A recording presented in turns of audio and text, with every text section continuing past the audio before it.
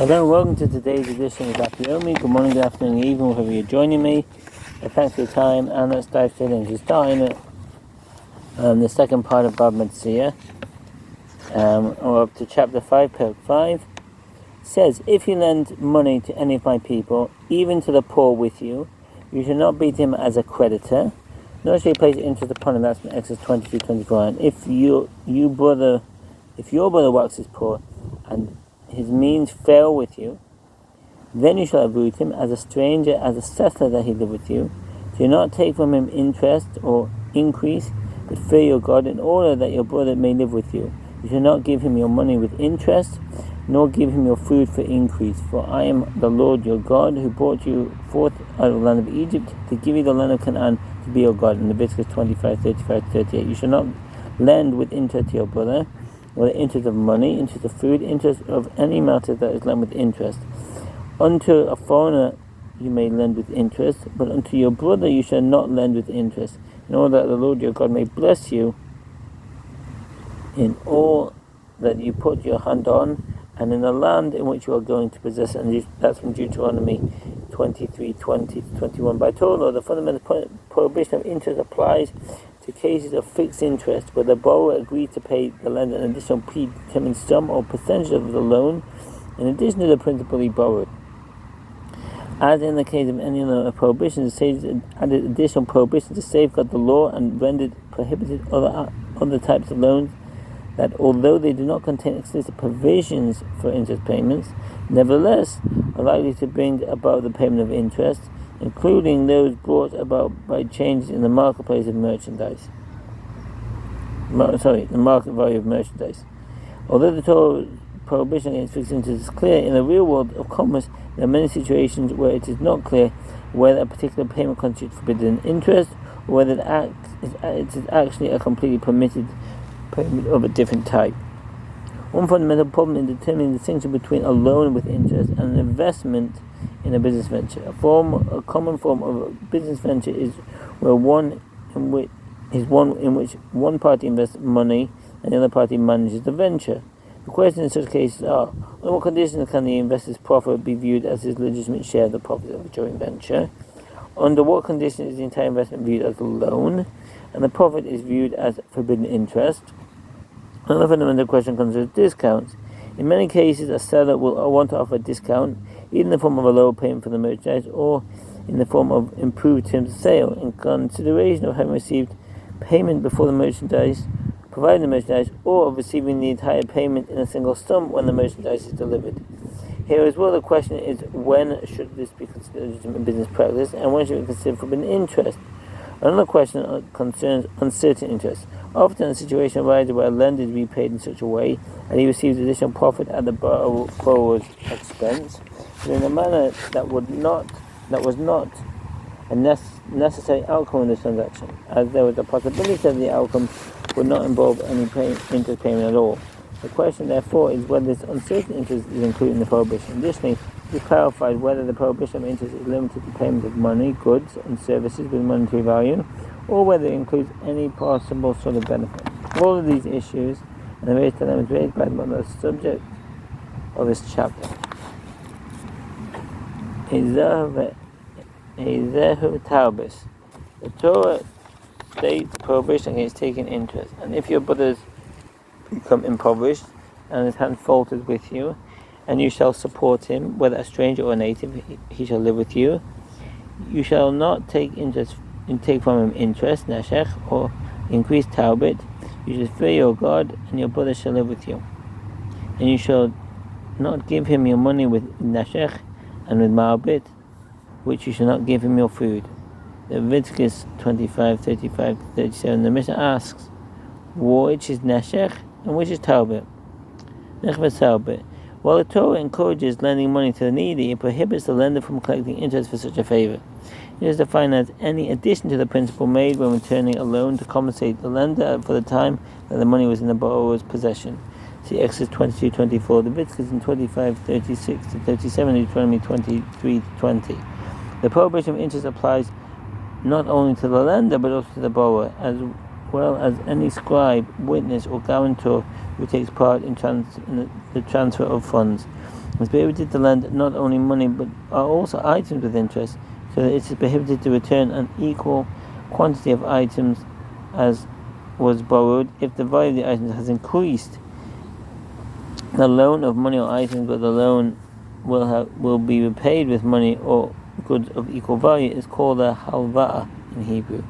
A loan of an item, where the very item borrowed is to be returned, is called a hashkala, and it is not subject to the same halachot of interest. Which is the case in which there is neshech with regard to one who lends another a seller with 4 dinars, the 5 dinars to be paid later, or one who lends another 2 seah of wheat, the 3 seah to be returned later. This is prohibited as is taken interest in neshech. So let's go into the footnotes. A seah is a measure of dry volume first mentioned in Genesis 18:6. It is used by the Seder as a point of reference for all measures. Every seah contains 6 kav, or 24 log. Estimates of the modern equivalent of seah range from 7.2 to 14.4 liters.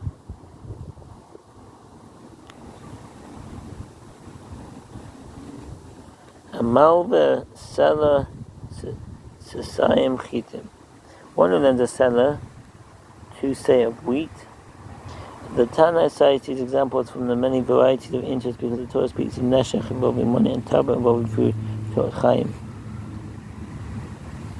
And which is the case in which there is tarbet. Izehu tarbet. The Mishnah here is not attempting to explain the meaning of the term neshech and tarbet as used in the Torah. Rather, it is using the term neshech to describe cases where the prohibition is by Torah law, and tarbet to describe cases where the prohibition is by rabbinic law. It is the case of one who enters a transaction that yields an increase in the produce beyond his investment household. For example, one who acquired wheat from another at the price of 1 kor. What's that? A kor is the largest measure of volume mentioned in the Talmud. A kor contains 30 seah, and the modern measurement is 240 to 480 liters. That significant variation is due to the fundamental dispute concerning halachic measurements of wheat for 1 gold dinar, which is worth 25 silver dinars, with wheat to be supplied at a later date, and as such the marketplace of the wheat at the time he acquired it. The price of a kor of wheat then increased and stood at 30 dinars. At that point the buyer said to the seller, "Give me all of my wheat now, and I wish to sell and purchase wine with it." The seller said to him, "Since it is ultimately wine that you want, not wheat, each kor of your wheat is considered me to be worth 30 dinars. And you have the right to collect this value of wine from me." And in this case, the seller did not have wine in his possession. If wine then appreciates in value, the result will be an interest-bearing transaction as the buyer collects from the seller wine worth more than the wheat for which he paid. They were asked, from the fact that in explaining the term tarbet, the Tana sets aside the topic of interest by Torah law, which is interest decided upon at the time of a loan, and instead explicates in case lending interest with interest that is prohibited by rabbinic law. One conclude by inference that by Torah law, neshech and tarbet are one matter, and there is a lack of distinction between them. The Gemara asks, when on the verse is written using the term neshech for interest that is on a loan of money, and tarbet or marbet, which are cognates of the term ribbit for interest that is on a loan of food. This is as the verse states, you shall not give him your money with neshech, and with marbet you shall not give him your food. And in verses 25-37, the Gemara asks, can you understand that there is neshech without tarbet and tarbet without neshech? The term neshech from the root meaning bite connotes loss to the borrower, while the term tarbet, that is increase, connotes profits for the lender. The Gemara asks, what circumstances where there could be neshech without tarbet? If it is a case where one lends to another 100 perutot with the agreement to be repaid 120, and initially the 100 copper perutot are worth 1/60th ben danka. What's that? A danka is a Persian monetary unit that appears in Middle Persian sources as dang. Like the Aramaic ma'a, it constitutes 1/6 of a dinar. In Talmudic Aramaic, it really was expanded to include 1/6 of anything. Tosfot of a dinar. As he explains, 100 pruta could be exchanged for 1/6 of a dinar, i.e. a ma'a. Other early commentaries, Tosfot among them, are puzzled by this statement, as the value of a ma'a is roughly 32 pruta. Admittedly, as noted by the Ramban, the Gemara here is not very concerned with stating such example, but it is unlikely that it would describe a case so far removed from reality. 1/6 of this is referring to a danka, 1/6. Oh dear. Is it 4 dinars? The calculation is therefore close to being accurate. That's in the Rambam and the Rashba. All 21 he pays 120 prutas are worth 1/6 of a dinar. This is not an example of one without the other. Although one might say that there is neshech, as the lender reduces the borrower's assets, since the lender takes in payment from the borrower coins that he did not give him in the loan, and there is no tarbit, and there is no profit for the lender in this transaction, since he lent him 1/6 of a dinar, and he received from him 1/6 of a dinar. That is not correct. The Gemara explains, ultimately, if you go according to the initial value, where the loan was granted, there is neshech and there is tarbit, as the borrower agreed to pay more than he received.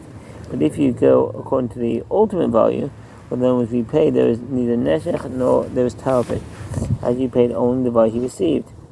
Additionally, one of the circumstances in which there could be tarbit without neshech, if it is in a case where one lends to another 100 prutot, where the agreement be repaid 100, and initially 100 prutot are worth 1/6 of a dinar, and ultimately when it is repaid, 100 prutot are worth 1/5 of a dinar.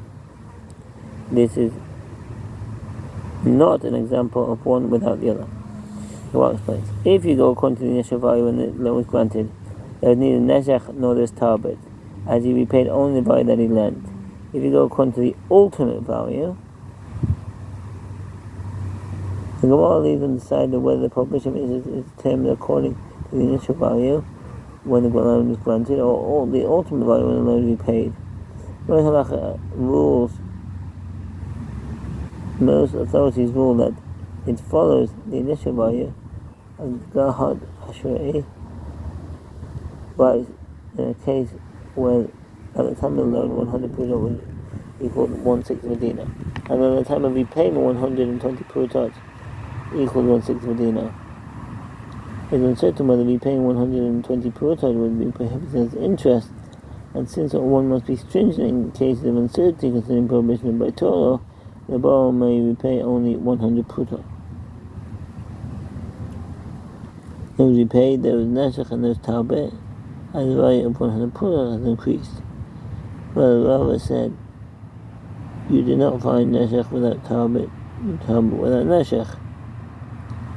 As was the same of Rava who concludes that there is never neshech without tarbet or vice versa. The commentary suggests cases where there is one without the other. A case of neshech without tarbet could happen when a lender has an alternative place of residence but resides on the borrower's rental property in exchange for lending him money.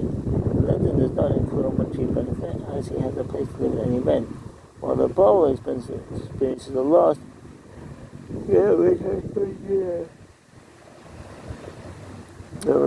Some explain that the use of land is not considered to be intellectual law, and therefore such cases are not relevant.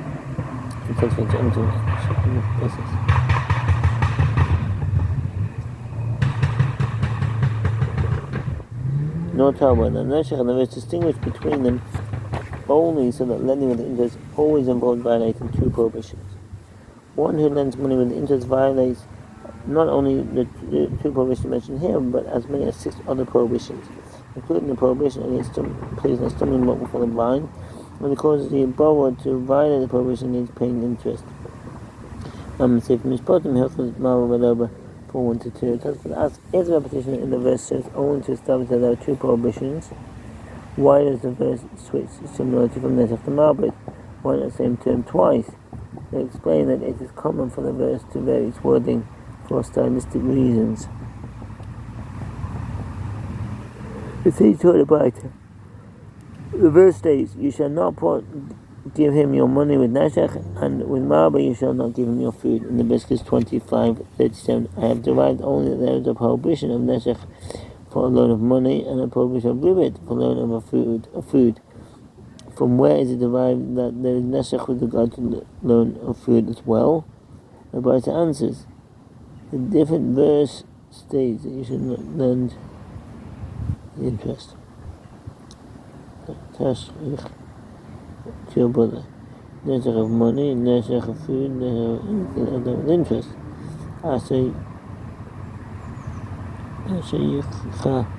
Deuteronomy 23:20. The Bible continues, from where is it derived that there is a ribbit with regard to a loan of money? The verse states Nashach of money. That's the end of Amud 60b. Wish you a very good day and all the best. Bye.